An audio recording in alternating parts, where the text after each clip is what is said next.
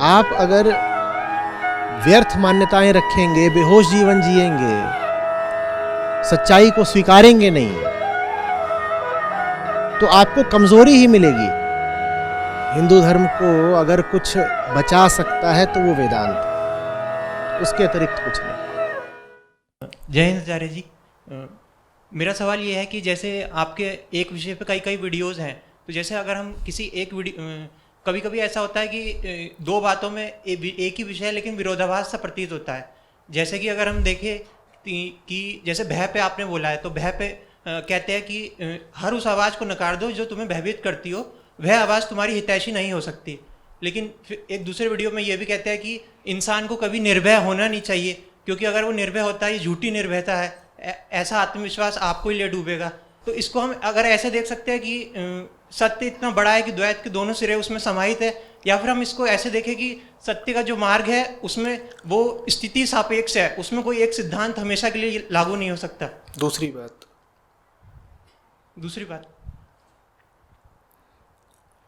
तुम जो कुछ भी हो वही तुम्हारा बंधन है ना। तुम छोटे हो तो तुमसे कहा जाएगा छोटे मत रहो, तुम बहुत बड़े बने बैठे हो तुमसे कहा जाएगा इतने बड़े मत बनो। तुम जो कुछ भी बने बैठे हो वही समस्या है।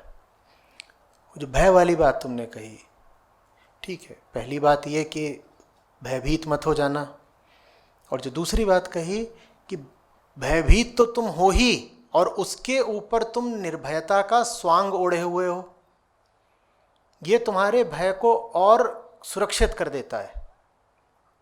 तुम्हारे भय के ऊपर निर्भयता का कवच चढ़ा हुआ है, झूठा कवच। भीतर भय है और उसने क्या अपने ऊपर डाल रखा है?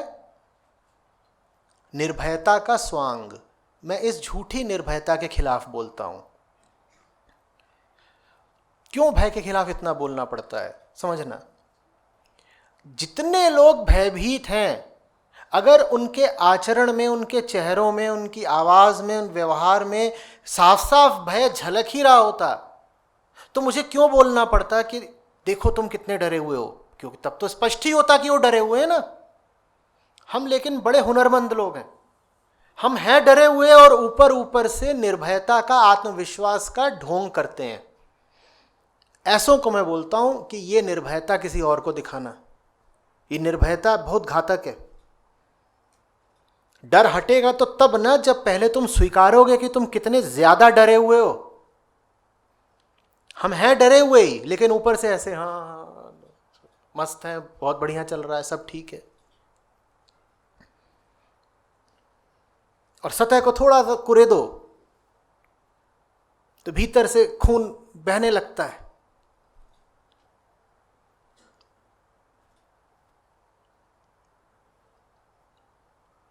समझ में आ रही है बात? भय का खुला उद्घाटन कहीं ज्यादा शुभ है झूठी निर्भयता के प्रदर्शन से। अब यहां पर भी वही जो आजकल प्रचलित सिद्धांत है, वही बाधा है। प्रचलित सिद्धांत क्या है? Appear confident, appear confident. विज्ञापन चल रहे हैं कि 6-6, 8-8 साल के बच्चों को कॉन्फिडेंट पब्लिक स्पीकिंग सिखाएंगे हम। वहां क्या किया जा रहा है? वो बच्ची है 6 साल की, उसको मंच पे माइक लेके खड़ा कर दिया जा रहा है और उसको बस एक चीज बार बार बोली जा रही है, अपीयर कॉन्फिडेंट। और माँ बाप एकदम खुश हो रहे हैं कि देखो एकदम डर नहीं रही, कुछ भी बोल रही है। वो डरी हुई है, तुमने ऊपर ऊपर से उसके निडरता का नकाब पहना दिया है। अब उसका डर कभी नहीं हटेगा। तुमने उसके भीतर के डर को सुरक्षित कर दिया, जैसे मम्मी में लाश सुरक्षित हो जाती है।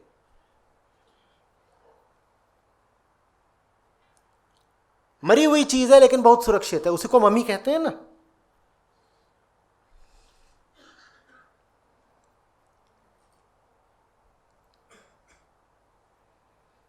और हम में से ज्यादातर लोग ऐसे ही हैं।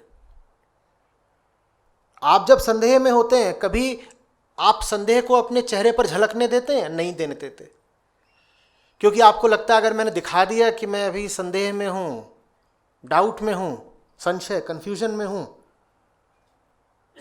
तो कोई मेरा फायदा उठा लेगा, तो आप चेहरे पे ऐसे ही दिखाते हैं, आई सी आई सी आई सी।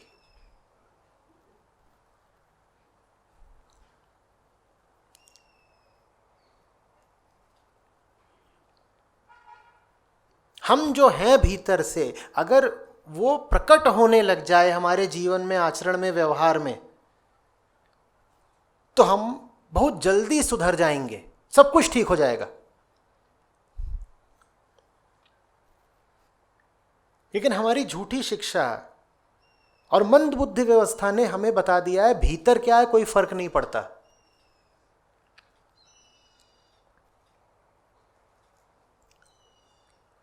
तुम ऊपर ऊपर से ठीक रहो बस, ऊपर ऊपर से ठीक रहो बस।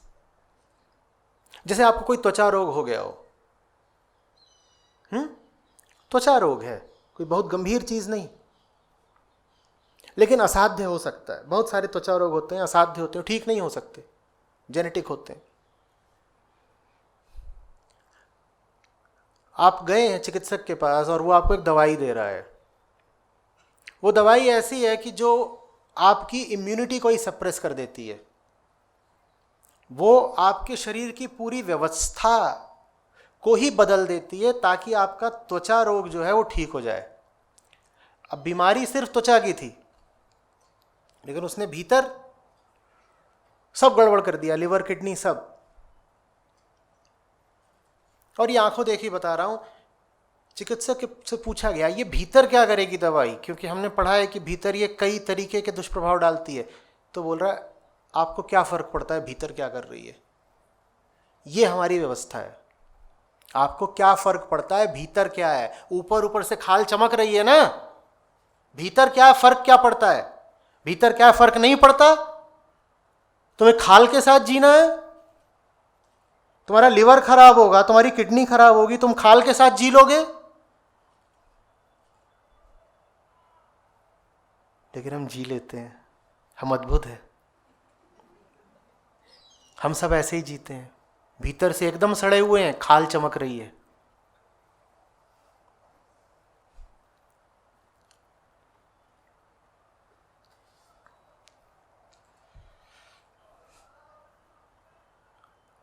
डरे हो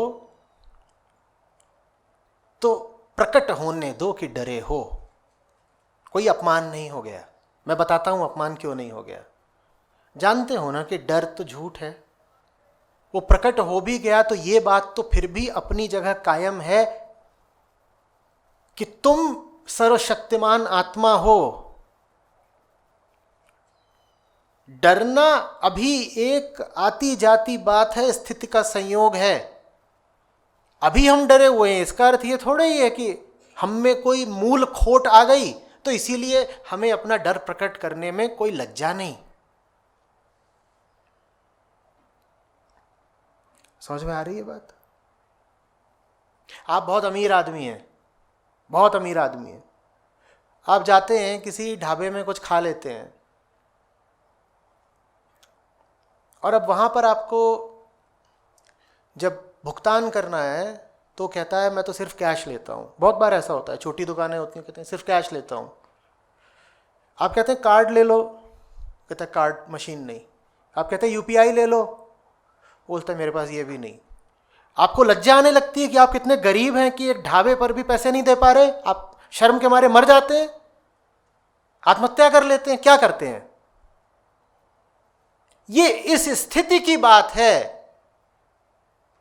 कि मैं 2 रोटी का भी भुगतान नहीं कर पा रहा, लेकिन मुझे मालूम है कि मेरे पास प्रचुर संपदा है। तो लाज कैसी, वैसे ही डर है। ये इस स्थिति की बात है कि मैं डर गया, संयोग की बात है कि मैं डर गया। सच्चाई मेरी दूसरी है, मेरी सच्चाई में कोई डर नहीं। तो इसीलिए अगर मैं डर गया हूं तो मैं उसको प्रकट करने में हिचकिचाऊंगा नहीं। मैं उस ढाबे वाले साफ बोल दूंगा भाई देखो कैश नहीं है, कार्ड है, भीम है, पेटीएम है, तुम एक काम करो किसी और कि मोबाइल में करवा लो, उससे तुम अपना हिसाब कर लेना। कर लेते हो ना ऐसे ही कुछ प्रबंध कर लेते हैं कि नहीं?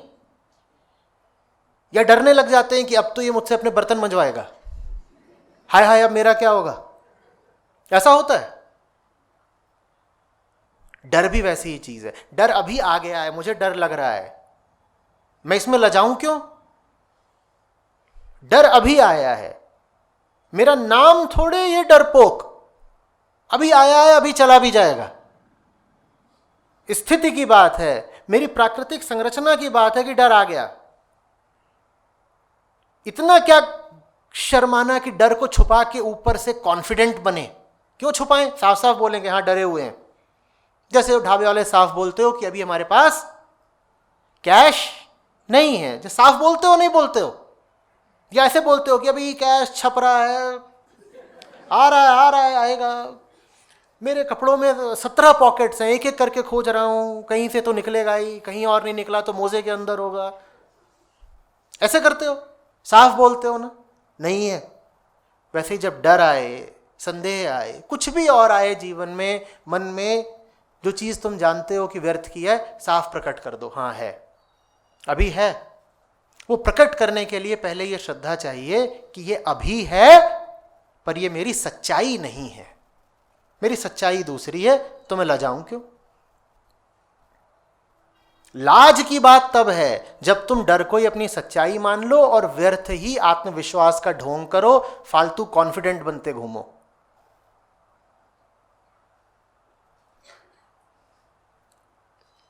समझ में आ रही है बात?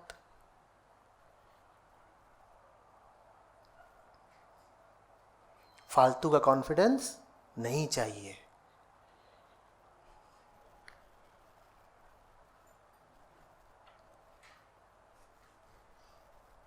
गलती हो गई है, मान लिया, सर झुका दिया। अपनी अच्छाई प्रकट करें चाहे ना करें, बुराई तो बिल्कुल नहीं छुपाएंगे। और दूसरों पर बाद में जाहिर करेंगे, सबसे पहले स्वयं से प्रकट करेंगे कि हां अभी अभी ये कमजोरी दिखाई, अभी अभी ये दोष दिखाया।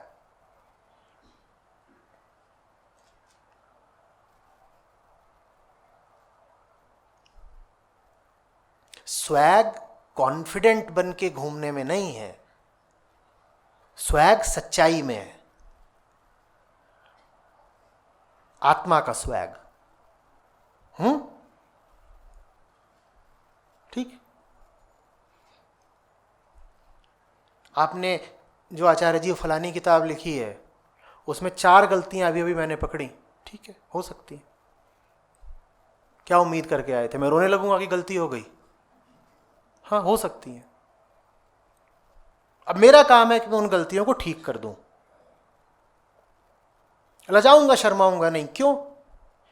बदनीयती तो नहीं है, वो गलतियां हैं, मेरी सच्चाई तो नहीं है।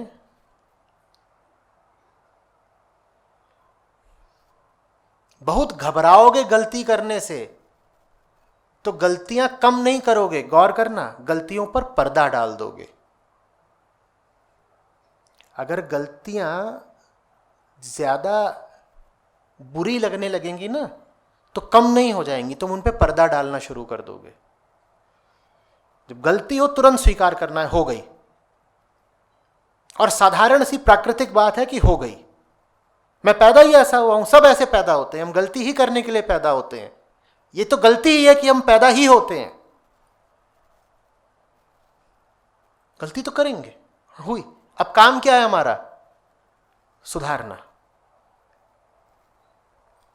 सुधारता चलूंगा, सुधारता चलूंगा, कहीं नहीं रुकूंगा। अपने दोष ढूंढ ढूंढ कर प्रकट करूंगा, लड़ूंगा, सुधारूंगा, छुपाऊंगा नहीं, ढोंग नहीं करूंगा।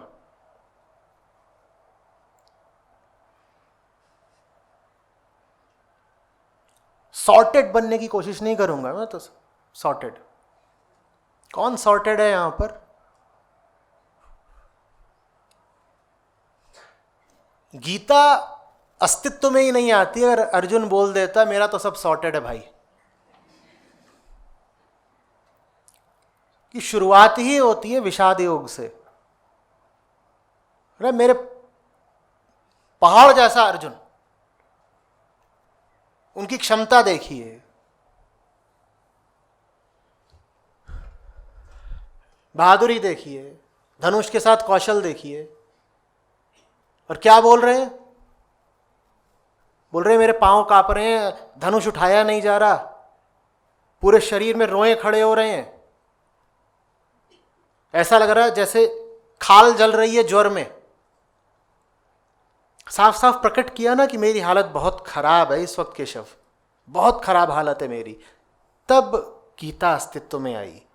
अगर आप अपनी खराब हालत प्रकट ही नहीं करेंगे तो कोई कृष्ण आपके सामने नहीं आएंगे गीता लेकर।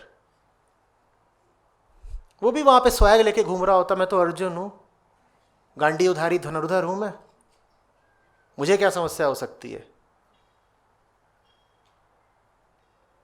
यो मैन दुर्योधन।